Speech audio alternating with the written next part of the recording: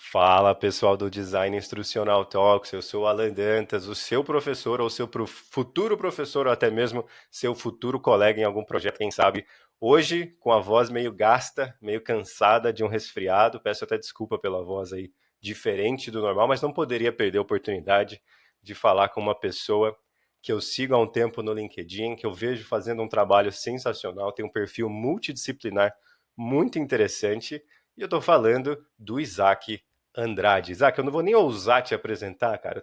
A gente discutiu um pouquinho aqui, você que está em casa, a gente discutiu um pouquinho do que falar aqui, mas são tantas as possibilidades de assuntos com o Isaac que é melhor ele se apresentar e aí eu vou fazendo umas perguntas que eu acho que são relevantes para você aí que está na educação, você que trabalha com tecnologia, com produto, você que é designer, né? Você vai poder aprender muito com a história dele, mas também entender mais do conceito que eu estou batendo muito na tecla lá no nosso e-mail marketing, lá na nossa lista, né, de e-mails ali bem interessantes e publicações que a gente tem feito, que é educação ou conhecimento como virtude e não apenas como ferramenta de trabalho. Então a gente está tentando desmistificar esse assunto. Eu acho que ele pode nos ajudar muito, porque ele é um cara muito disciplinar. Mas, Isaac, muito obrigado por aceitar o convite. Fica à vontade para se apresentar. Tem algumas perguntas bem legais. Eu acho que muita gente vai se interessar pelo que você tem para falar aqui com o pessoal. Fica à vontade para se apresentar de novo. Obrigado por aceitar o convite.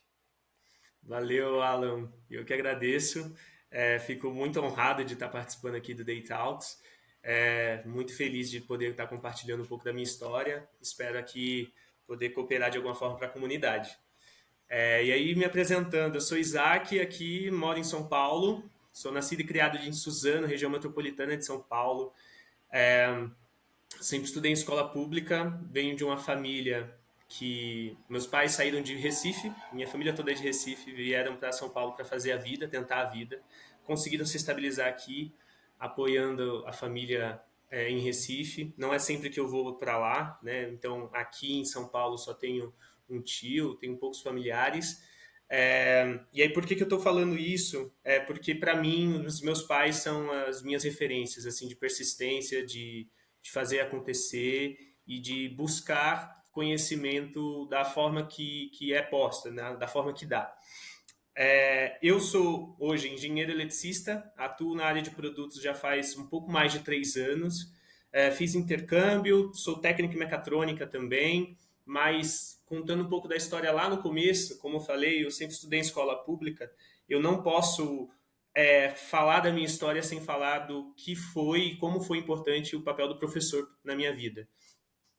Foram os professores, durante o meu ensino fundamental 2 ali, que mostraram para mim alguns projetos, como Guarda Mirim, os cursos do Senai gratuitos, a opção que tem aqui em São Paulo, né? Não sei para quem não é de São Paulo, existe o curso técnico, a Escola Técnica de São Paulo se chama ETEC, que você pode fazer tanto ensino médio integrado com curso técnico. E eu não tinha conhecimento, não tinha acesso a essas informações, não chegava ali para o bairro que era um pouco mais afastado do centro da cidade onde eu morava, onde eu nasci. Então foi através dos professores na escola que me motivaram, me apresentaram esses projetos. Alguns professores, para além, né, não foi só eu também como aluno, fizeram um apoio de final de semana para a gente fazer o vestibulinho, para a gente se preparar melhor para a prova. E isso foi abrindo os caminhos para eu poder ir me formando, né? Foi através de um professor também que eu fiz um curso de francês gratuito e entrei ali no ensino técnico em Suzano. E foi através do ensino médio, né, na ETEC de Suzano, e foi com essa mudança, saída do bairro para o centro da cidade, que eu pude ter um pouco mais de contato com as possibilidades. Eu tive acesso à informação, mas tudo guiado por professores, tudo guiado por pessoas que já tinham algum tipo de experiência. Isso foi muito fundamental, importante para mim, e é uma coisa que eu carrego no meu dia a dia. Eu não consigo fazer algo com que eu não consiga transferir a informação para outra pessoa. Se eu não consigo transferir a informação, foi um dia de insucesso para mim. Mas foi através ali da ETEC de Suzano que eu fui fazer o curso técnico em mecatrônica. E por que mecatrônica?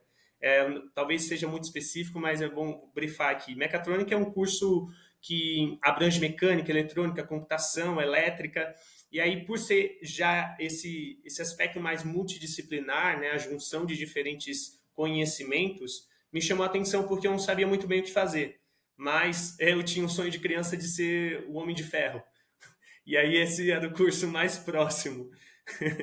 Então fui lá fazer o curso para entender esse mundo, e, enfim, também ter mais base científica ou técnica. E aí foi através do curso que eu entendi que eu não era bom em mecânica. Uma das disciplinas que eu não tinha muita aptidão ali. Mas acho que foi ali que eu pude entender que eu queria continuar na área de eletrônica, ali de elétrica, como uma formação, não necessariamente como um trabalho específico, né? Eu não pensava muito bem o cargo que eu iria exercer, mas eu gostava do conceito e do que girava em torno, né? E aí, em 2015, eu entrei na faculdade, na graduação, motivado por muitas coisas, assim. Eu fui para o interior de São Paulo, fui estudar em Guaratinguetá, na Unesp, uma universidade pública. Fui a primeira pessoa na minha família a poder entrar numa universidade pública, e eu tinha isso para mim no processo de finalização do ensino médio também. Mas no meu primeiro ano me frustrei bastante com a forma que as coisas eram ensinadas dentro da engenharia. Acho que falar sobre aprendizagem de engenharia hoje no Brasil, a gente precisa falar sobre uma reformulação. Né? Às vezes a gente pode estar falando de uma academia, está ensinando coisas que há 10 anos faziam sentido, mas não acompanha mais o mercado atual. Né? Então essa reformulação da educação do lado de engenharia também precisa acontecer. Existem alguns movimentos em relação a isso, mas não é uma realidade ainda. E nesse primeiro ano eu pensei em sair do curso. E aí eu busquei coisas fora da graduação, fora do contexto, para me manter ativo, enfim, para que encontrasse um propósito maior. E aí eu conheci a Fundação Estudar. E aí aqui foi a mudança de paradigma para mim. Fiz o curso LabX, na época era LabX, hoje é formação de liderança. E a ideia eram 2 dias, espaçados de 30 dias, de um dia para o outro, de programa presencial, para a gente entender os conceitos da nova liderança para o mercado de trabalho, mas também para o mundo, e entendendo assim alguns fundamentos que a Fundação Estudar tinha estudado, elaborou, na verdade, elaborou ao longo de alguns estudos de Harvard, de alguns estudos internacionais. E foi ali que eu pude conhecer o Eduardo Lira. Eduardo Lira, para mim, é um dos grandes exemplos sobre impacto social. E ele é da região ali metropolitana, próxima a Suzano, e foi muito importante para mim esse contato, porque reacendeu para mim o propósito, né? Trabalhar com impacto social é possível independente do seu contexto ou sua área específica de atuação.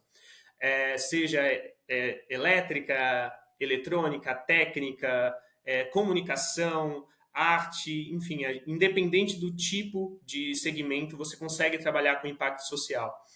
E ali, aquilo foi me motivando a poder orientar as minhas ações para esse ponto, né? Acho que, como eu trouxe lá no começo da minha história, foram os professores que impactaram a minha vida no começo. Então, o impacto social está presente na minha vida ao longo de todo o período assim de grandes realizações que eu tive.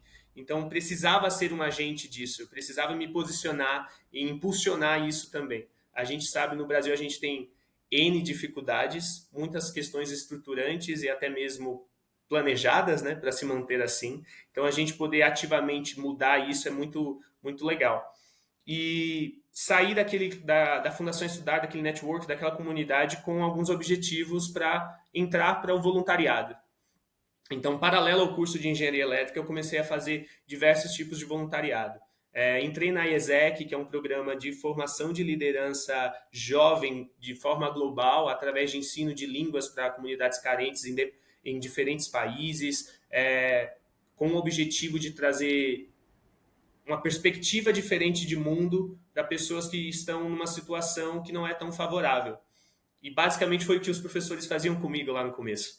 Então eu entrei na IESEC com alguns objetivos, ali eu assumi um papel um pouco mais de gestão de projetos e de vendas e marketing, mas tinha um propósito fim, o que eu trouxe aqui, né? Esse impacto social. E me conectou com uma rede, uma comunidade de pessoas muito boa e que querem fazer acontecer, né? Independente de receber alguma coisa em troca, em relação financeira ou não. E aí, depois da IESEC, eu fiz um outro trabalho também voluntário que foi no Me Salva, que é uma plataforma online que tem como objetivo trazer algum tipo de reforço para os alunos terem sucesso nas provas, seja no ensino médio, Enem ou até mesmo dentro da faculdade. Então, eu cuidei ali de fazer uma curadoria de vídeos e informações para o contexto da faculdade que eu estava. Depois, eu continuei como trabalho voluntário dentro da Fundação Estudar, participei de algumas outras ações ali dentro desse hub. Quem não conhece a Fundação Estudar, deixo aqui minha dica já. Eles sempre promovem eventos e alguns cursos gratuitos, informações gratuitas para trazer aspectos sobre o novo mercado de trabalho, as tendências, mas também sobre a educação, né? É bem legal, assim, todo o projeto. E depois de vivenciar aí quase 3 anos de trabalho voluntário, eu ouvia muito da minha mãe, né? Assim, você está se movendo, você está pagando, né, o transporte para ir trabalhar, para entregar o seu conhecimento, mas você não está recebendo nada em troca. Financeiramente. Eu entendo a preocupação, acho que as mães, né, a família, os pais têm essa preocupação com o filho, como que ele vai se manter, não adianta ele ficar fazendo só isso, ele ainda está estudando, não tem uma graduação, não tem um trabalho certo, mas o que me motivava ali eram muitas conexões com as pessoas. Eu acho que uma organização, uma empresa, ela só funciona devido às pessoas. Se as pessoas não estiverem motivadas, alegres, felizes com o que estão fazendo, as coisas não vão andar da forma que deveriam andar ou impactar da forma que deveriam. E participar de um trabalho voluntário, para mim, sempre foi sobre a troca com o outro. A troca seja presencial ou virtualmente agora, também é uma das opções. Mas esse calor humano, essa humanidade que a gente tem quando a gente trabalha com impacto social, com um trabalho voluntário, é muito, muito real, se torna algo tangível, sabe? Então, me motivou e me motiva a repensar o propósito da vida. Então, não tem como dizer que o trabalho voluntário ele não te agrega em nada. Sim, ele agrega. Às vezes não está claro para você, mas você consegue, através dessas trocas, você entender melhor o que você é bom, o que você pode melhorar e entender também que as opções de impacto, elas são colaborativas, nunca é sozinho, né? Então, o trabalho voluntário, ele trouxe bastante isso. Mas, ouvindo um pouco da minha mãe, eu comecei a procurar estágios de verão remunerados. E aí eu fiz um estágio de verão na Odebrecht, no Rio de Janeiro, foram 2 meses. Então foi na área de construção, foi na área de engenharia elétrica. Foi importante porque eu recebia um salário, mas eu entendi que eu não queria trabalhar com construção civil. Independente de engenharia elétrica, eu não queria continuar nessa área, que é o que normalmente, né, o engenheiro eletricista vai trabalhar numa obra ou vai trabalhar com a parte de energia. Não necessariamente eu estava no curso por causa disso. E ali eu pude comprovar, com experiência, de que não era o caminho que eu queria seguir. Mas foi muito legal a troca ali, por entender também alguns aspectos que estão envolvidos na obra, né? Então, é difícil tangibilizar isso um pouco que fica na minha cabeça, mas quando eu estou num lugar, eu sou muito observador.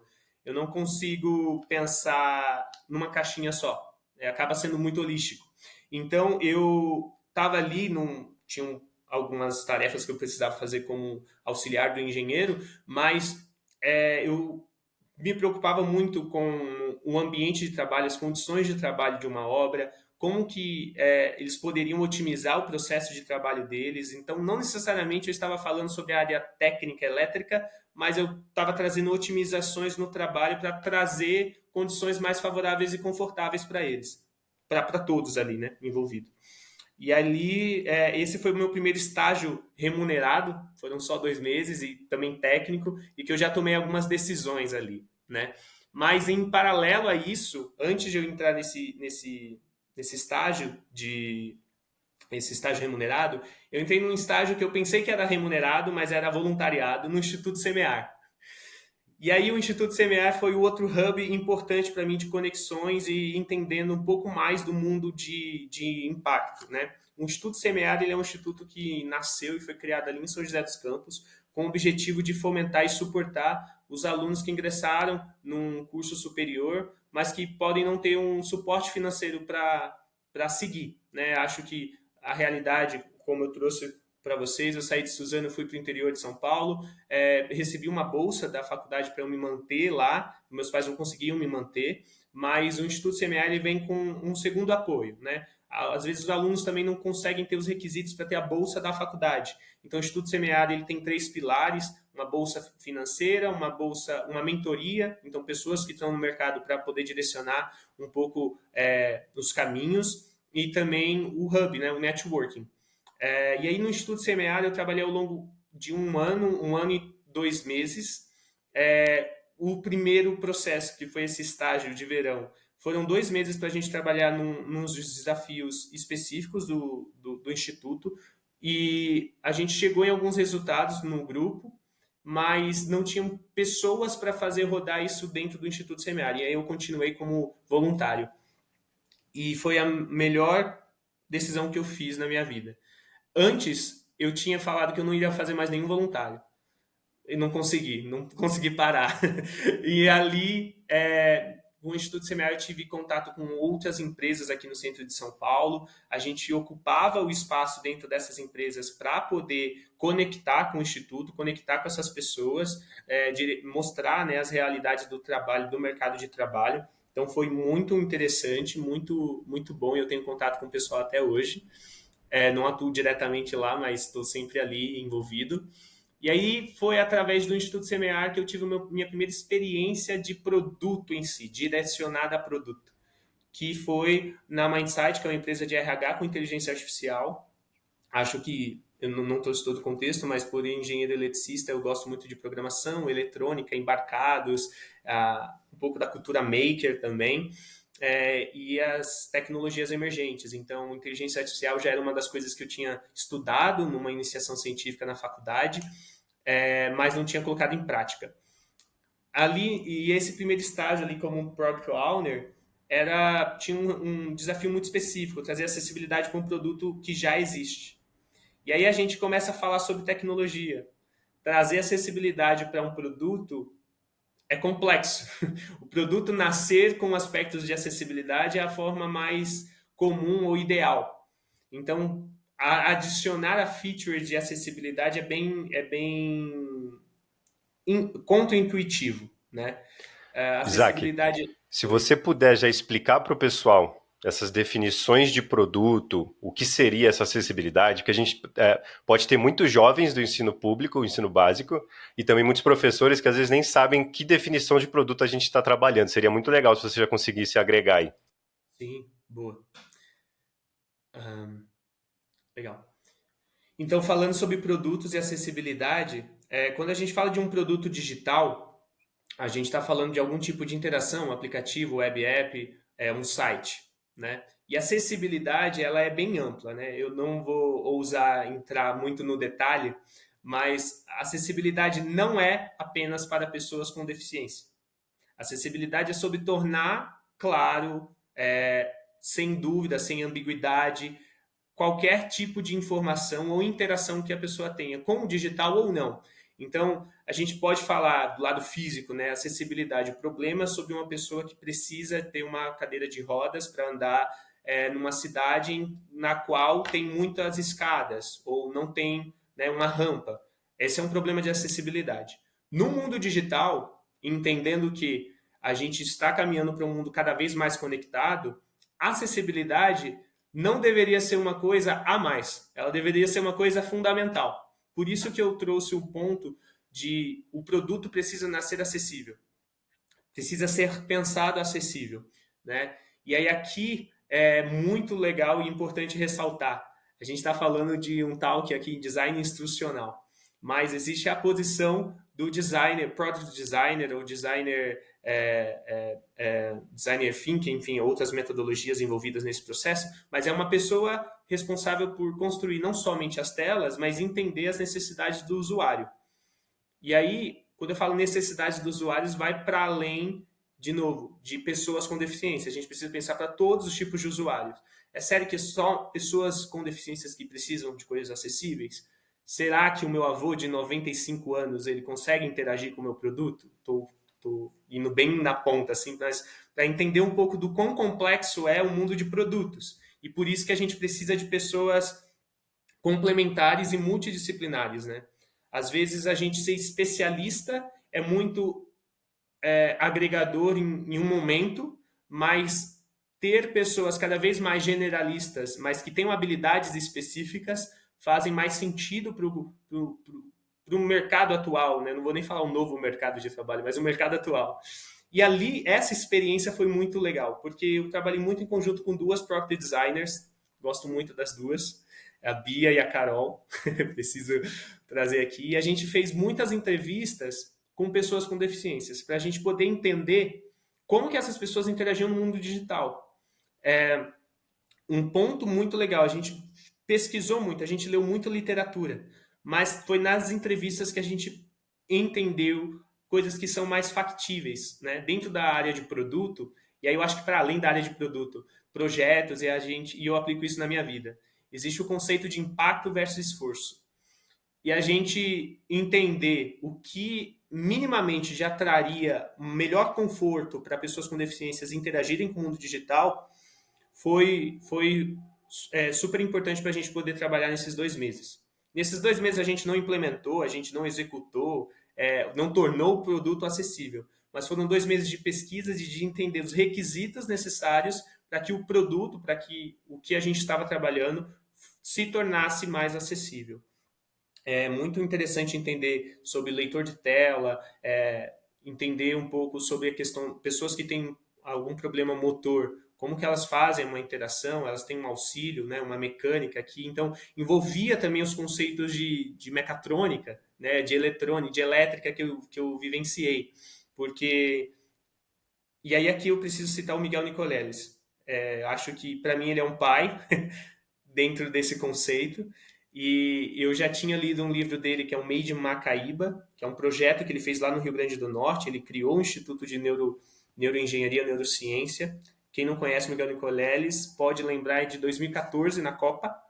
A abertura da Copa teve um tetraplégico chutando a primeira bola no campo. Isso foi possível com o projeto Andar de Novo, que era um exoesqueleto que o Miguel Nicoleles desenvolveu. O Miguel Nicoleles ele é um médico, cientista e neuroengenheiro, enfim, ele é completamente, para mim, a pessoa mais multifacetada que eu conheço, tanto do aspecto técnico como social, mas ele traz de uma forma tangível as mudanças que são possíveis de ser feitas. Ele me motiva também, ele me inspira muito a trabalhar com a parte da eletrônica, voltar a trabalhar com a parte de eletrônica para auxiliar pessoas com deficiência, né? Caso queiram ter esse tipo de apoio também. Mas é que é possível juntar a eletrônica com o impacto social. Para mim não era tão tangível. Ele me mostrou uma forma mais clara de como fazer isso, sabe? E aí por que eu falo isso? Isso que me motivou a topar o desafio que eu tive com essas duas product designers de tornar um produto acessível, né? E estudar a WCAG. Esse daqui é uma outra sigla importante para quem quer entender sobre acessibilidade no mundo digital. É tipo um guideline, né? São algumas regras, entre aspas, que a gente precisa seguir. E aí, aqui eu vou voltar um pouco para o lado técnico. Falar sobre HTML, CSS. Acessibilidade é sobre o código estar bem feito. É um código, não bem feito, mas um código com as boas práticas. Não existe um código mal feito ou bem feito, né? Existe um código que atende melhor a necessidade do negócio, a necessidade específica ou não. Então, quando a gente está falando sobre um leitor de tela para pessoas com baixa visibilidade ou com problemas na visão, se a gente não tem uma tag explicando que o botão é um botão, às vezes pode ficar só, quando faz a leitura de tela, aparece a informação de tipo, botão, não um botão, mas traz uma informação que não ajuda o usuário a interagir com o lado digital. Enfim, a gente estudou isso no detalhe para chegar em alguns pontos. E aí aqui eu quero trazer, por que eu estou falando dessa parte de acessibilidade, produtos digital também, por que eu tentei explicitar aqui, bem basiquinho. Porque a ESG, que não é algo novo, ela tem 3 siglas, né? Environmental, que é a parte do meio ambiente, Social, a parte social, e a parte de governança, né? A parte para voltar para negócios. ESG não é apenas sobre energia, sobre água, sobre impacto em ecologia, mas é também sobre o social, né? Então, introduzir tirar da invisibilidade pessoas que fazem parte da comunidade é muito importante, como as pessoas com deficiência e afins. Então, trabalhar isso no meio digital, nesse projeto, eu pude entender o quão complexo é e o quanto a gente precisa avançar do lado de todos os tipos de produtos no Brasil e sites também, que não são acessíveis e que não permitem as pessoas fazerem tudo que uma pessoa comum possa fazer, né? Então, foi bastante importante. E aí, avançando um pouco mais para a parte um pouco mais técnica da minha experiência fora, eu fui para a Alemanha durante a pandemia, fiquei bastante incerto de como seria isso. Tive uma bolsa pela faculdade, mas não foi uma bolsa 100%. Fiz uma vaquinha online, tive apoio de pessoas que nunca me conheceram pessoalmente, mas aqui foi um pouco do momento em que eu percebi, se de alguma forma precisa ser isso, tangível, um retorno de todas as conexões, os trabalhos voluntários que eu tive. As pessoas conheciam a forma como que eu trabalhava, entendiam do porquê que eu estava fazendo aquilo e acreditaram e doaram ali para mim poder vivenciar esse sonho que eu tinha, que era morar e estudar um tempo fora, né? E aí eu fui para a Alemanha 2 semanas antes de fechar tudo do Covid, foi em março de 2020. Depois dessa experiência na Mindsight, trabalhando com acessibilidade em produtos. E ali eu fiquei 6 meses dentro da faculdade desenvolvendo um projeto da parte de eletrônica e de comunicação para um submarino, então foi bem específico, mas ali mexendo com a parte de eletrônica, né, e entendendo as regulações envolvidas nisso no contexto da Alemanha. E depois eu tive 2 estágios, um estágio na Bosch, trabalhando com a parte de pesquisa e desenvolvimento de sensores airbags para carros. Então, trabalhei tanto em laboratórios na parte mecânica e elétrica, como também programei algumas coisas da eletrônica embarcada. E depois na ByWire, que é uma empresa global de energia renovável, e ali eu cuidei especificamente da área do setor fotovoltaico, entendendo e fazendo predições de impacto financeiro e também técnico de sistemas solares, né, para os clientes da empresa. E aí eu voltei para o Brasil em 2021, dezembro de 2021, e em fevereiro de 2022 eu entrei na Solfácil, foi a minha última experiência. Ali eu fui Product Manager, trabalhei diretamente com IoT para a área solar. A Solfácil ela é uma Energy Tech que ela tem 3 pilares, né? Eu tenho financiamento, tenho e-commerce e tem a área de IoT. E a IoT a gente está falando ali a parte de monitoramento de tensão, corrente e potência envolvendo o sistema fotovoltaico para trazer alguns insights, entendendo a saúde do sistema fotovoltaico, o impacto também em energia quilowatt-hora, mas também impacto financeiro para os consumidores, para os usuários, os clientes. E ali, na Solfácil, ao longo desse 1 ano e 6 meses, 1 ano e 5 meses, eu tive um pouco mais de contexto do mercado solar no Brasil. Eu tive um pouco do contexto do mercado solar na Alemanha, mas aí aqui no Brasil pude vivenciar isso através da Solfácil. E ali também na Solfácil eu pude amadurecer mais meus conceitos do lado de produtos digitais. E aí aqui é um conceito legal. O IoT em si tinha o desenvolvimento do hardware e do software. Então, junto com o Product Designer, a gente pensava um pouco dos dois lados, né? Então, como que a pessoa vai ter a melhor experiência quando ela toca ou mexe com o hardware? Então, a gente passava isso para o time de pesquisa e desenvolvimento. E na parte do software, a gente pensar toda a jornada do usuário ali, né? Mas, às vezes as pessoas também atribuem dentro do mercado de trabalho ESG como produtos específicos para a área de energia, ou para redução do CO2, ou para, enfim, outros aspectos, tipo, o produto fim é isso. E não precisa ser. Acontece que na Sofasa eu estava trabalhando com energia solar, então sim, tinha um contexto de ESG, mas a ESG ela pode estar numa empresa totalmente desvinculada do setor de sustentabilidade ou ecologia também.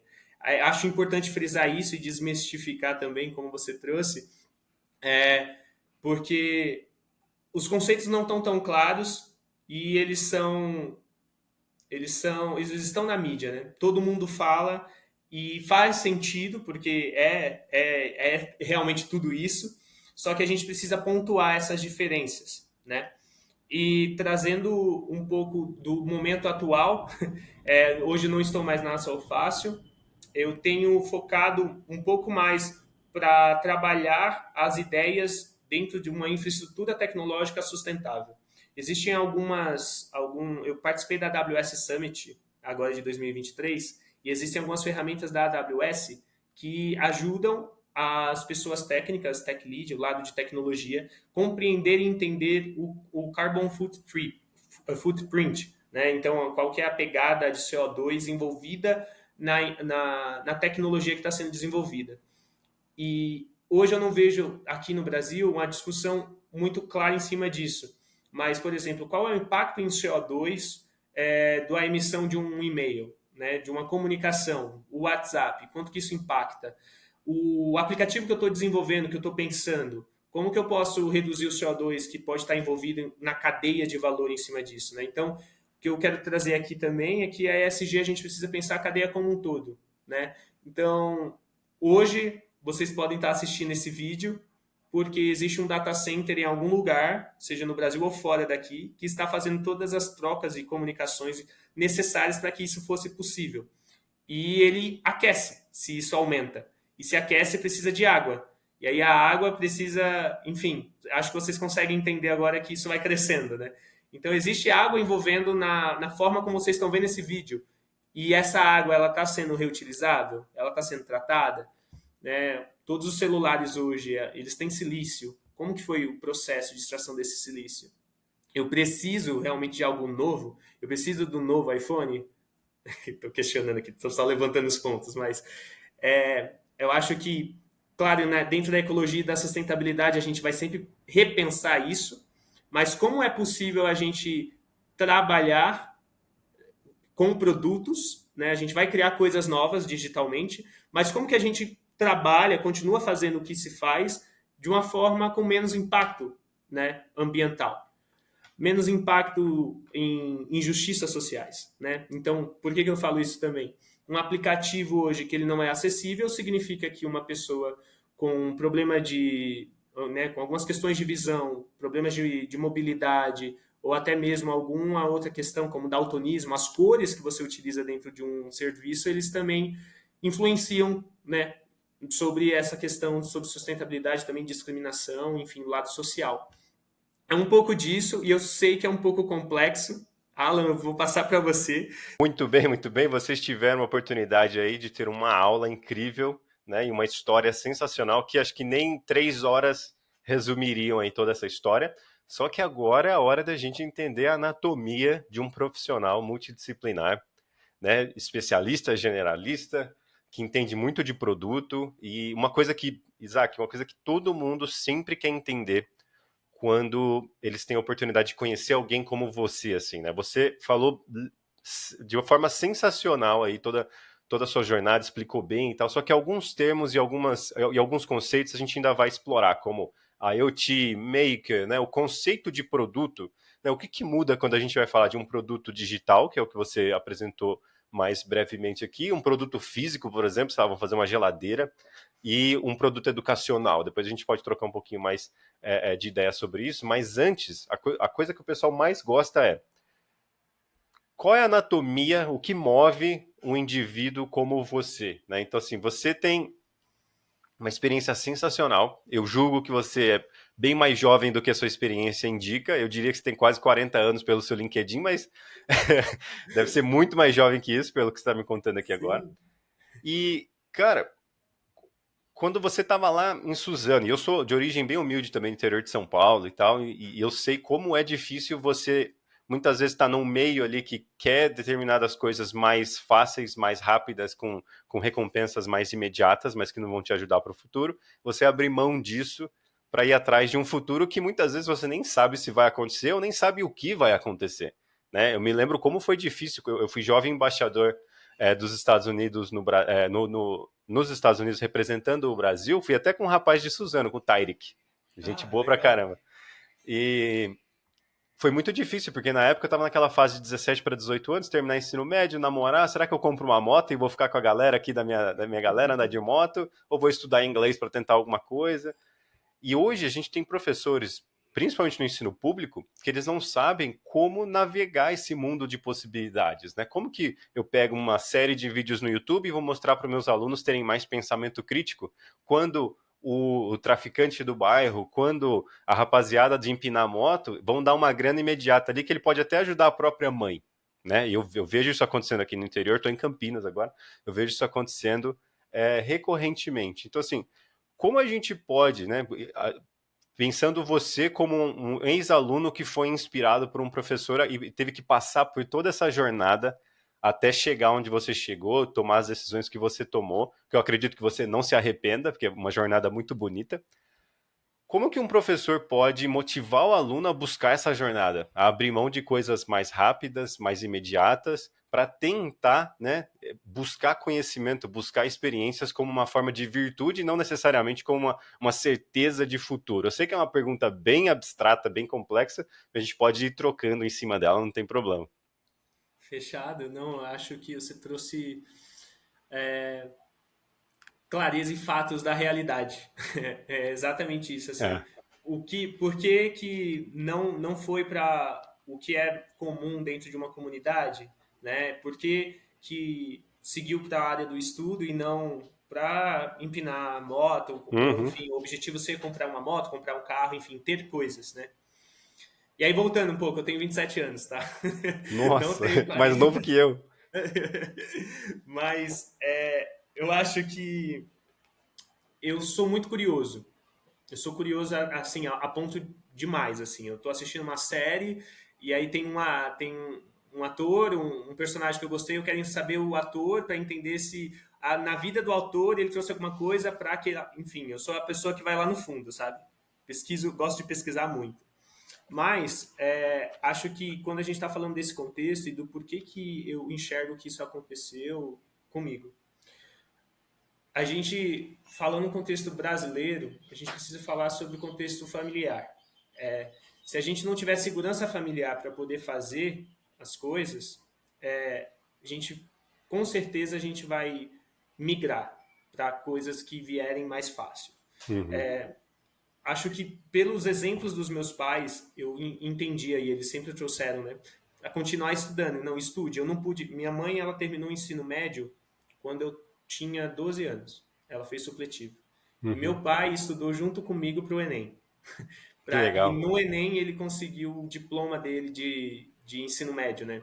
Ele tinha estudado até a quarta série, e aí ele tinha feito em Seja para pegar a parte fundamental, e a gente estudou juntos para o Enem, eu ajudei ele também, e a gente fez Enem 3 anos seguidos. Eu comecei a fazer o Enem durante o ensino médio, no primeiro ano já fiz Enem, junto com meu pai. E aí, meu pai se chama Ivanildo, né? Minha mãe Miriam, meu pai Ivanildo. E aí, por que eu falei do meu pai? Porque o nome dele também é com I. Então a gente sempre ficava na mesma sala. Só que a gente não podia compartilhar informações, enfim, estava Sim. distante.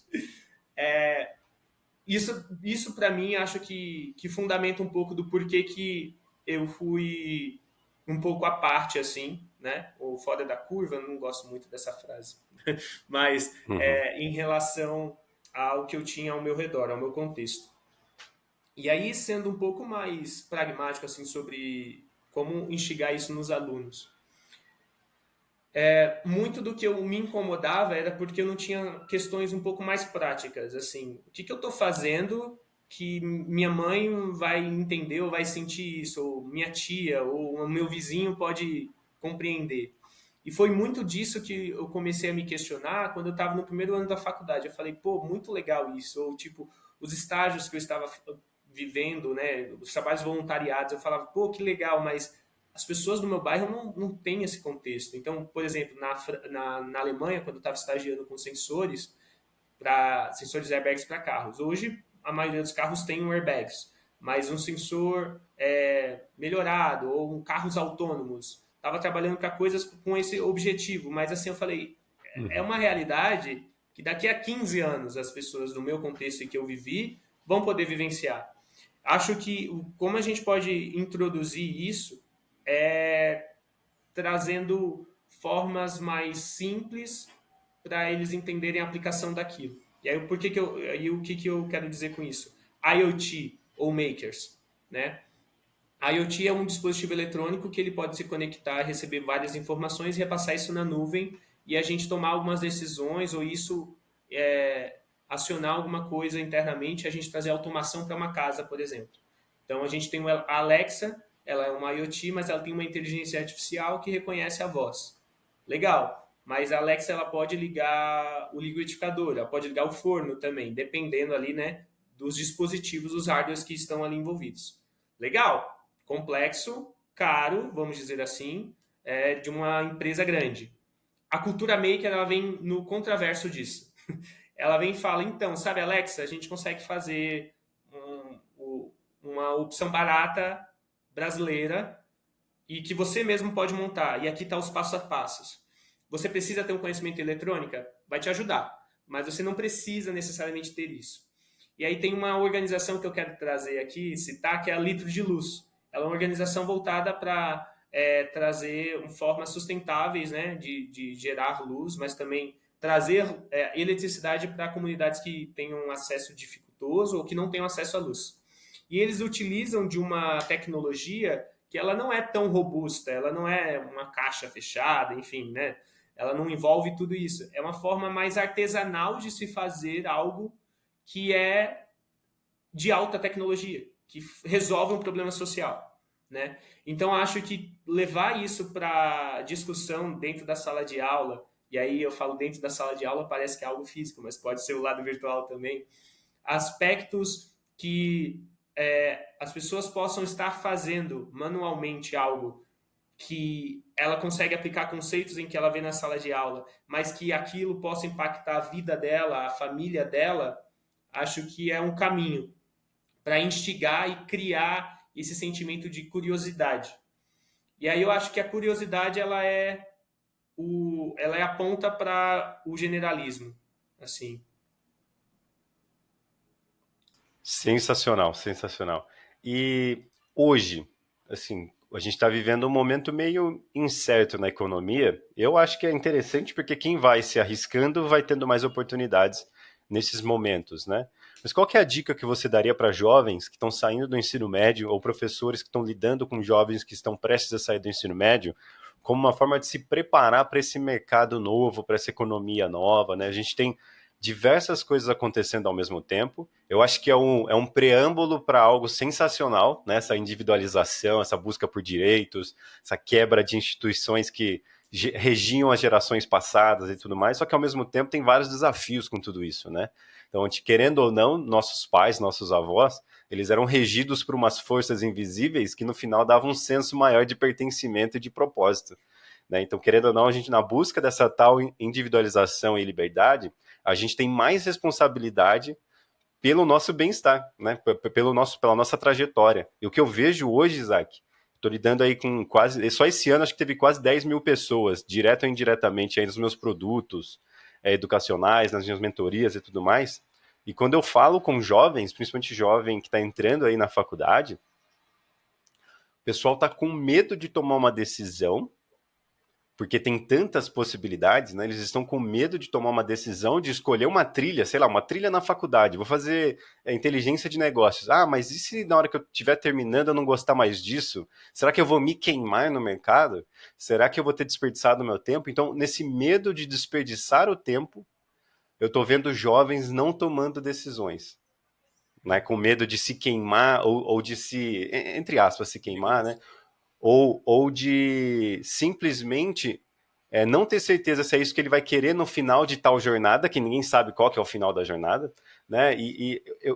O que eu consigo visualizar rapidamente para conseguir descrever para esses jovens é: hoje a gente vai viver pelo menos umas 5, 4 carreiras aí dentro de uma vida só, né? De um ciclo de vida inteira. Então você pode até, por exemplo, eu sou muito da tecnologia e da educação, mas o que eu vou fazer dentro da tecnologia e educação, dentro da minha vida toda, é ilimitado, né? Eu posso trabalhar com uma empresa de podcast, eu posso ser product owner de produtos educacionais, posso ser designer instrucional, posso ser professor, posso trabalhar num aplicativo em algum momento da minha carreira.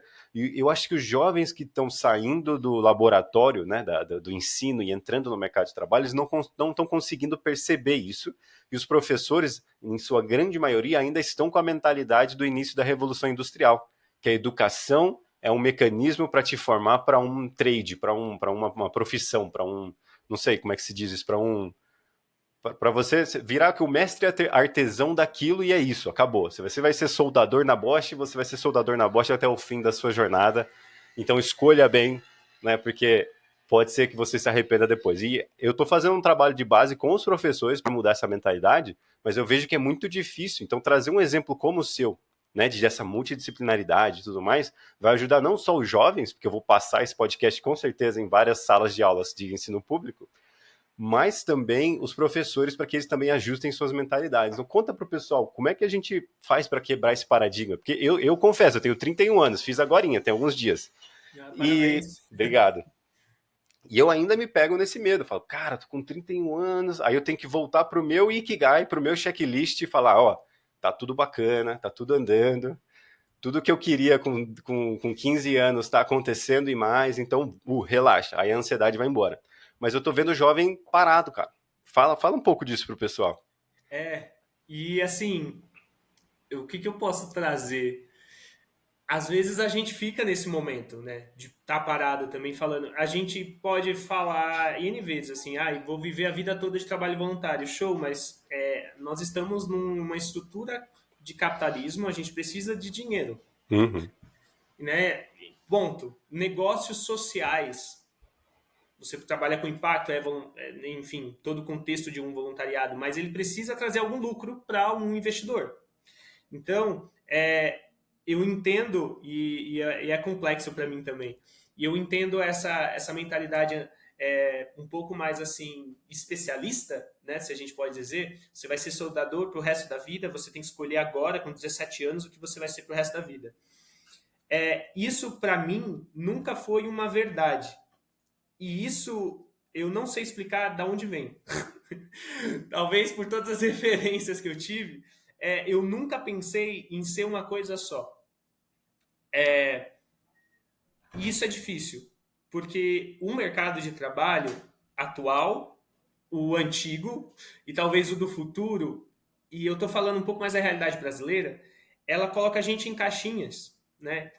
Quando eu trabalhei na Mindsight, pude trabalhar com a parte de RH e inteligência artificial. Basicamente, os assessments, né? Os testes que você faz durante o processo seletivo e que tem uma inteligência artificial que vai entender as suas potencialidades. O meu contexto ali sobre gente, gestão, entendendo também as pessoas, foi muito ali durante esse período. Por quê? O propósito da Mindsight é apoiar o RH a tirar os vieses de um processo seletivo. Né? Entender as potencialidades das pessoas. Não é porque você se formou em jornalismo que você não vai ter a habilidade de trabalhar com Python e engenharia de dados. Às vezes você tem essa potencialidade, só que o seu curso de formação não te deu todas as ferramentas, mas você tem um potencial para isso. Habilidades de lidar com assuntos complexos, como IoT, nuvem, computação em nuvem. Cara, não é porque você se formou como história, né, um historiador ou arqueologista que você não pode trabalhar com isso. Eu vi uma vaga uma vez que era para trabalhar com design, product designer, no contexto de produto, mas que eles queriam uma pessoa, um sociólogo, porque entende melhor as relações humanas. Então, total sentido, não precisa ser técnico, tecnológico, né, desse tipo. E aí, o que eu trago para cá? Tomar risco, eu acho que é uma das habilidades mais importantes para a nova economia e para o futuro do trabalho. A pessoa não está com medo. ser confiante, tomar riscos e assumir as consequências, sejam boas ou ruins disso, entendendo que você está no processo de erro. E não é só você, é o mundo todo.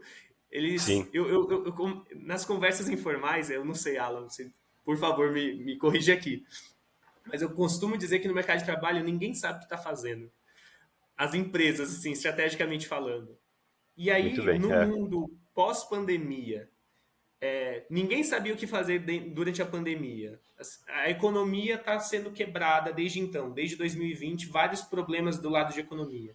Layoffs, 1.000 dentro das empresas. Foi decisões estratégicas erradas? Não, não necessariamente. Toda a realidade mudou. Como é que a gente pode ser adaptável no mundo que ele é incerto? E como é que eu posso trazer isso para uma pessoa de 17 anos, 18 anos, que você vai ser essa profissão para o resto da vida? Não. Talvez daqui a 5 anos a gente nem precisaria estar discutindo profissão, não sei. é, Eu acho que caminhar para ter uma cabeça mais, uma mentalidade mais adaptável e entendendo que as coisas que estão fora do nosso corpo, aqui, né, ou da nossa cabeça, a gente não tem controle. Não é confortável, não é um ambiente ok, porque toda a academia ou a nossa vida ela é feita para a gente ter controle de tudo. sim. E isso é surreal. E aí eu fui trabalhar com engenharia, eu me formei em engenharia elétrica. Quando você vai para o lado superior, para o curso superior, na matemática, na física, cara, nada é 0 ou 1. Mas tem todos os aspectos matemáticos ali para entender que, tipo, não vai ser necessariamente assim. Todo mundo fala do lado de engenharia, desculpa o palavreado, mas é o fator cagaço do engenheiro. Né? Então, fez um cálculo diferencial, coloca 105 ou coloca 95, porque não significa que o comportamento daquele projeto, daquela estrutura, daquela construção, vai ser o mesmo ao longo dos anos. Né? Então a gente precisa prever algumas coisas. Como que a gente faz isso nas nossas escolhas? Não dá para prever. O que eu posso trazer é que você precisa arriscar, dar cara a tapa. Acho que falando sobre pessoas, as pessoas gostam de se comunicar. As pessoas gostam de ter o contato, de ter as pessoas próximas. Isso eu vivenciei nos trabalhos voluntários. E para além disso, acho que depois da pandemia, essa necessidade ficou ainda mais explícita. Lá na Alemanha eu Sim. pude entender um pouco mais sobre como as pessoas se comunicam. Eu estudei a parte de Business English. E aí tinha alguns aspectos para a gente estudar a cultura. E nós, latinos-americanos, nós gostamos de contexto. A nossa comunicação ela é mais complexa. Dentro da Uhum, Europa, ou até mesmo ali na Alemanha, a comunicação é mais direta. Às vezes isso pode ser lido aqui no Brasil como algo grotesco ou violento. Então, uhum. outro livro aqui importante, Comunicação Não Violenta. Traduz muito a forma como nós latinos nos comunicamos, mas a forma como a gente reage a essas emoções também. Então,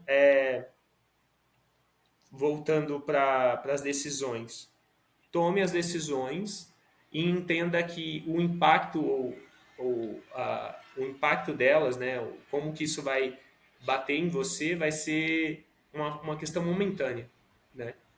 Eu pessoalmente eu não enxergo eu trabalhando em um negócio numa mesma posição por mais de 1 ano, 2 anos. Acho que a mutação ou o movimento é uma regra dessa nova forma de agir, de pensar. Sim, sensacional.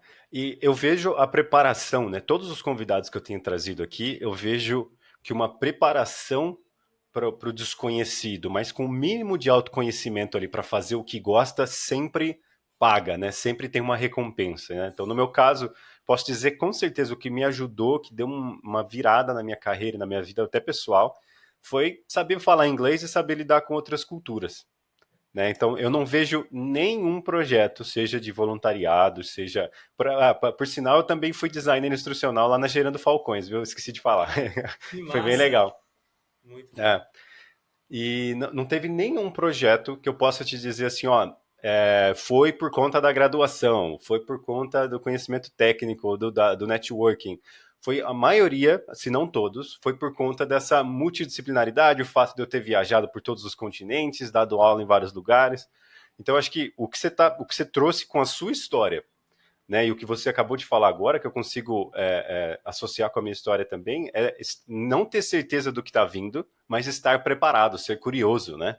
Então você se prepara, ó, não sei se eu vou ser Product Owner, eu não sei se eu vou ser exatamente ali gerente de pessoas daqui 5 anos, mas eu vou dar uma olhada mais ou menos como é que funciona essas coisas, que se pintar eu vou saber que eu gosto disso ou não, né? Eu, por exemplo, eu descobri que quanto mais eu tiver envolvido com ensino e produto, melhor para mim, né? Aquela coisa de DPI, de gerenciar diretamente as pessoas e tudo mais, eu fui descobrindo com o tempo que não é necessariamente o que eu gostaria de fazer pro resto da vida.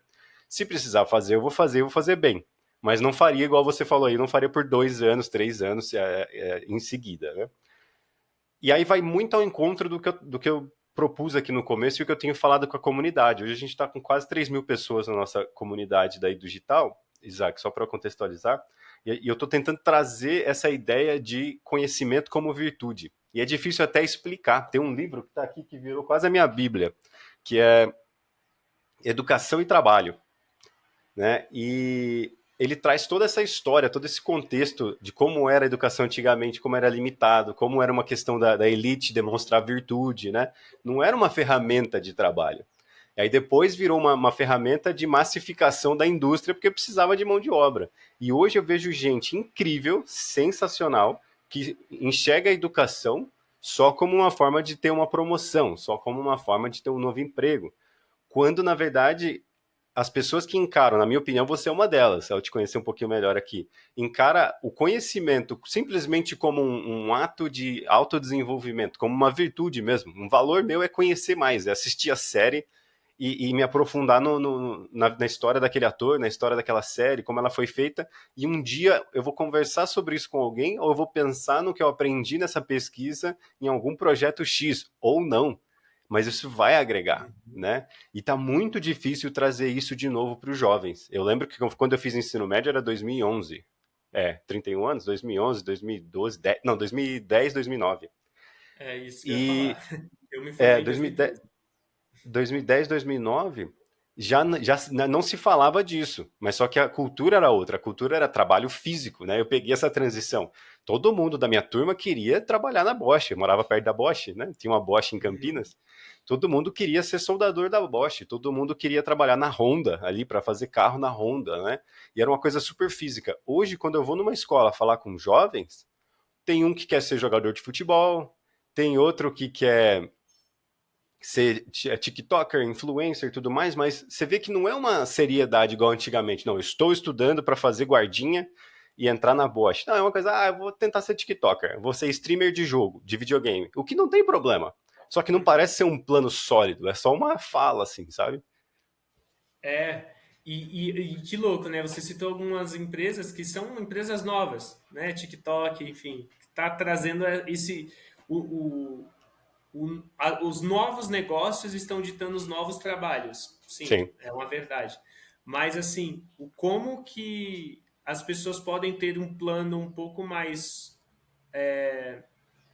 sólido, assim, do ponto de vista financeiro, né? Como que ela prevê que isso vai trazer um retorno para ela? A gente precisa disso, né? Eu não tenho uma resposta específica pronta para isso. Vou tentar elaborar aqui. Acho que muito do que eu fiquei mais confortável depois de ler foi o livro Por que os Generalistas Vencem o Mundo de Especialistas, uhum, do David Epstein. Ele foi muito legal, traz alguns casos, assim, estudos de casos muito interessantes. Depois a gente pode passar essa lista de legal. informações. Mas assim, e aí, porque você citou o livro, né, Educação e o Trabalho, a gente não é ensinado a ser generalista, né? Acho que com todo esse contexto. E me preocupa também, enfim, não vou trazer aspectos políticos, mas questão do novo ensino médio, onde a gente tira algumas matérias, né?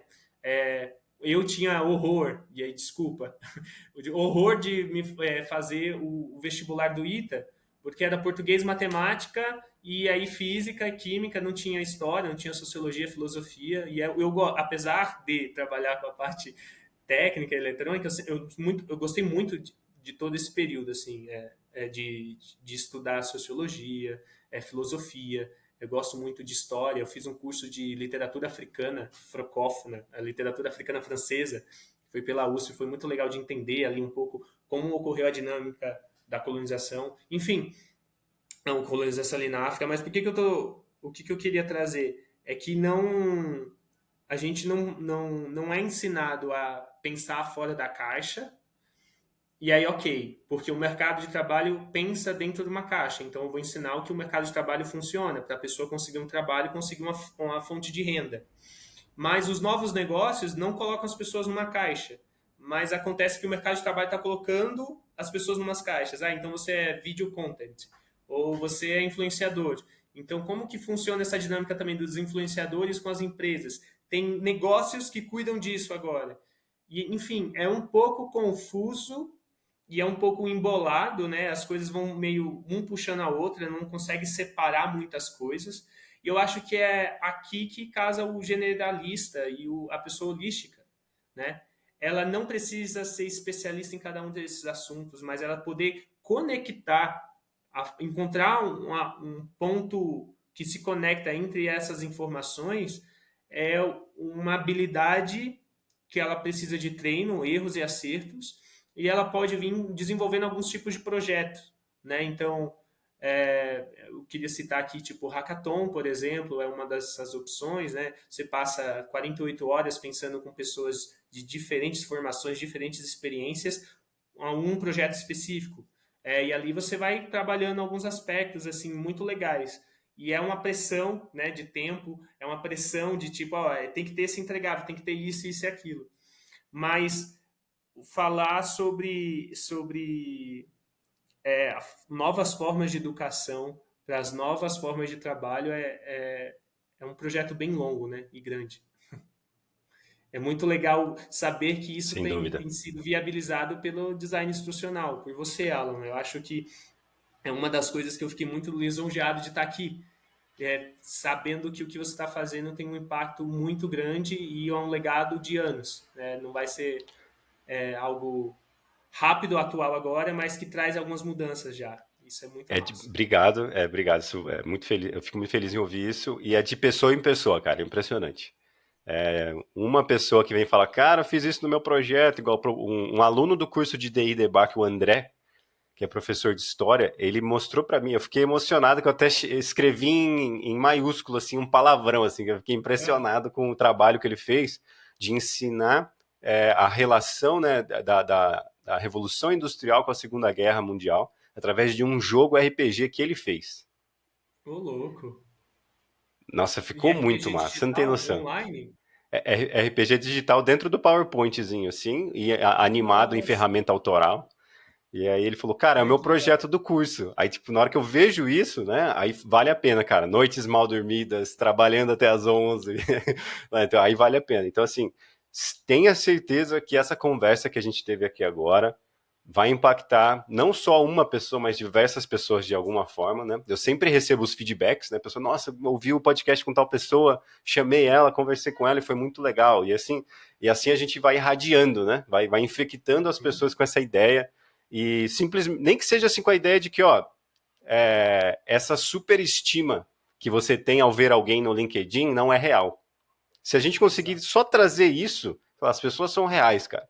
As pessoas são reais, têm incertezas, têm dificuldade financeira, tem layoff, tem um monte de coisa acontecendo. Se no Exato. mínimo a gente levar isso para um jovem através de um professor, ou levar isso para um professor, eu acho que já fizemos um excelente trabalho. Porque hoje a gente está vivendo numa individualização digital tão forte, tão extrema, que até a gente que está já preparado para isso, às vezes olha para o LinkedIn de alguém e fala: nem vou chamar esse cara para o meu podcast, ele vai dar risada na minha cara.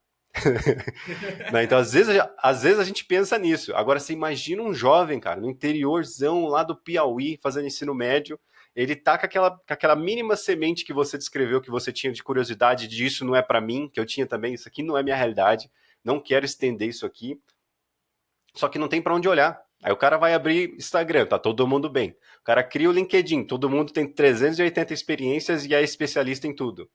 Vai pedir É, ajuda para alguém, morre de medo porque acha que o cara vai cobrar R$ 500 para dar uma ajuda. Quando na verdade tá todo mundo nas suas batalhas ali, né? exato. Tentando, né? individualizar o seu ganho ali, né? Então, acho que só se a gente conseguir fazer com que um professor olhe para o Isaac, o LinkedIn do Isaac, sensacional, e fala, cara, esse cara é multidisciplinar, super estudado, viajado, veio aqui, contou essa história, se abriu, se vulnerabilizou e é acessível. Então, eu acho que tem espaço para mim. Eu quero participar disso também, né? Boa, obrigado. E é isso, assim, eu acho que é representatividade, ter pares, ter pessoas que você acredita que faz isso, assim. De novo, para mim, o primeiro que motivou foi o Eduardo Lira, sabendo do contexto que ele saiu, Uhum, da realidade que é muito próxima da minha, você viveu ali também, você falou também do interior.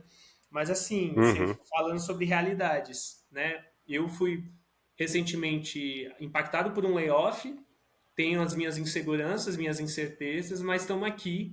Acho que, de novo, o que mantém a nossa felicidade e o que me motivou também aqui de estar compartilhando e conversando é que o conhecimento que eu tenho, é, ele é, ele é ele precisa ser irradiado, ele não pode ficar só comigo. A gente sim. precisa compartilhar. E é isso, de novo, a parte da humanidade. Eu acho que o contrário de individualização é a humanização das coisas. E aí você trouxe um ponto para ser mais real aqui. Eu estudava no ensino médio em Suzano, à tarde, de manhã, à tarde eu ia para Mogi das Cruzes para fazer o técnico em mecatrônica, e nesse período eu tinha que ir comendo marmita no ônibus. Hum, Marmita, depois a gente conseguiu fechar uma vanzinha que tinha muita gente saindo de Suzano para Mogi. Mas comia marmita ali também. Tinha as minhas dificuldades de vontade de querer ajudar meus pais. Minha mãe e meu pai, quando era pequeno, os dois trabalhavam. Então fui também criado por alguns amigos e uma pessoa que eu chamo de tia. aham, Ela também me ajudou muito, mas ela não é necessariamente da minha família, mas de sangue, mas é família porque me construiu, né? Eu também tenho impactos e fui atravessado por ela. que Acho legal. que é isso, assim, não tenho por que a gente ficar com medo das pessoas não responderem, né? Ou zoarem a gente. Acho que cada um tem a sua jornada e a sua jornada ela vai ter falhas, ponto. Se você não tem falhas, corre para falhar logo, porque você precisa de falhas. Para aprender, né? Depois do ensino médio, isso é uma frustração que eu tinha muito grande. Acho que estou falando tudo isso, vou trazer no final. Terminei o ensino médio, eu estava fazendo médio técnico, fiz um curso pré-vestibular de 3 meses, que era um projeto que teve na USP. Então eu saía de Suzano, Mogi e ia para o Butantã. Trem, metrô. Eu saía de casa às 6 horas da manhã, chegava quase meia-noite, 1 hora da manhã. Isso nos últimos 6 meses. Então, pressão de terminar o ensino médio, pressão para apresentar TCC do técnico. Estava fazendo francês na época ainda e estava me preparando para o vestibular. Não tinha como dar certo, entre aspas, assim. Uhum. Finalizei. Mas eu não consegui ir fazer o vestibular que eu mais queria, que era da FUVEST, porque eu queria estudar na USP. Eu cheguei 3 minutos atrasado e o portão estava fechado. E Nossa. aí eu tinha me preparado, enfim, foi ali em 2013. Isso eu fiquei muito mal. E eu falei, pô, eu me preparei, era o que eu mais queria, não consegui. E a vida, eu tinha um professor, meu Deus do céu, Felipe Roberto Martins, não posso esquecer dele. Professor de literatura do meu ensino médio, ele me fez me apaixonar por literatura, eu sou apaixonado por trovadorismo, eu sei que é meio contraditório, mas eu gosto de lá, as cantigas e tudo mais. Ele também me influenciou para fazer um curso de História da Arte gratuito que tinha no MASP, muito massa também, gosto dessa parte, mas ele falou, sejam felizes, até tem uma camisa do ensino médio. A gente não tem que ser engenheiro, a gente não tem que ser concursado público, a gente não tem que ser isso, a gente precisa ser feliz. Se o que você está fazendo te traz felicidade, minimamente você consegue se manter nisso, é isso. E Show. isso trouxe uma paz muito grande quando aconteceu isso comigo. Porque eu falei, não é a minha felicidade não é passar no vestibular da FUVEST, né? Nunca é um ponto final, o final, é sempre sobre a jornada. E aí Uhum. a minha vida caminhou para outras coisas, né? Pude vivenciar outras histórias. E eu fico muito agradecido disso. Eu tinha muitas metas que eu queria fazer, tipo, tava tudo pronto. Era só Deus assim, não sei se as pessoas aqui tem algum tipo de religião, mas era só Deus Uhum. assinar, só a pessoa que, para me liberar, ela só assinar, tava tudo pronto, eu preparei tudo, tava tudo preparado. E não dava certo. E isso não foi mais de uma vez. Foi 2, 3 vezes que eu posso citar numa outra conversa, mas essas frustrações, ou essas mudanças, ou insatisfações, né, de a gente não conseguir o que a gente quer, especificamente, na verdade mostra que o que a gente quer às vezes não é necessariamente o melhor para a gente. Sim. Isso é complexo de se entender. Eu sofri para entender isso, mas hoje eu fico confortável nesse espaço. É isso que eu queria falar. Massa demais, massa demais. Isaac, e antes da gente encerrar aqui, como é que o pessoal pode te encontrar? Que tipo de, de serviço ou produto você tem ou pretende ter? É o momento do jabá agora. E mesmo que não tenha nenhum produto ou serviço, assim, o pessoal pode te chamar, trocar uma ideia, conversar. Explica para o pessoal aí como é que eles podem te encontrar e como é que está aí seu catálogo de serviços e produtos. Boa. Legal. Bom, estou disponível no LinkedIn. Só chamar, adicionar, mandar uma mensagem. Tô aberto lá. O meu Instagram, ele é até mais pessoal, mas eu uso ele de vez em quando para chamar também. Então podem me chamar no Instagram para chamar as Uhum. pessoas para alguns eventos. Eu sempre compartilho alguma coisa relacionada aos temas lá. E eu tô há um mês eu já estou fazendo algumas consultorias para LinkedIn. Né? Eu conheço bastante a ferramenta, eu uso bastante a ferramenta, a questão sobre algoritmo, posicionamento pessoal ali para poder apoiar em conseguir uma nova posição no trabalho, uma nova posição de trabalho. Fico aqui à disposição para isso. Tenho algumas ideias que não estão fechadas ainda de produtos que eu possa soltar, mas Legal. vão ser bastante assim voltados para a sustentabilidade. E a sustentabilidade no sentido mais amplo, né? ESG num todo. Então, eu peço aqui para que me acompanhem e falem comigo. Eu gosto muito de trocar, a gente pode puxar um papo, ou a gente mandar áudio um para o outro. Eu vou ficar muito agradecido e lisonjeado de poder apoiar e ajudar a jornada de outras pessoas também. Show de bola. Todos os links do Isaac vão estar abaixo desse vídeo ou desse podcast na sua plataforma de podcast. Qualquer dúvida me chama também. Você pode chamar a gente na edudigital.br, no LinkedIn ou no Instagram, que a gente compartilha. E lembrando que a gente sempre segue as pessoas convidadas do nosso podcast. Então, se você não estiver encontrando o Isaac por aí, vai ter uma publicação dele, né, sobre ele nas nossas redes, mas também a gente vai estar seguindo ele e todos os outros convidados, né, as pessoas que já participaram do podcast, no Instagram da Digital BR, tá bom? Bom, era isso por hoje. Muito obrigado, Isaac. Valeu a pena fazer um baita podcast desse, não cancelar o podcast pós-resfriado, mesmo com essa voz de pato rouco que eu tô. Eu acho que Nada, tá bom, tá bom. vai impactar positivamente muitas pessoas. Fica à vontade para encerrar, mandar uma mensagem final para o pessoal. De novo, muito obrigado e obrigado você por ter assistido até aqui. Um abração e até a próxima. Fica à Total, vontade. gente. Muito obrigado pelo tempo. Acho que, de novo, a busca do conhecimento é fundamental e ela é o que vai guiar a nossa diferenciação frente às máquinas e inteligência artificial. É o conhecimento que somente nós humanos temos. Então, não não tenha dúvidas de que dedicar tempo para isso, para a busca do conhecimento, ser curioso, é fundamental. Não tenha dúvidas que isso possa vir de alguma forma negativa a você. Então, muito obrigado por estar ouvindo aqui o nosso bate-papo, por me ouvir e aguardo vocês aí no mundo digital ou até mesmo no Tá vendo, né? físico. Por que Até não? mais. Obrigado mais uma vez. Tchau, tchau.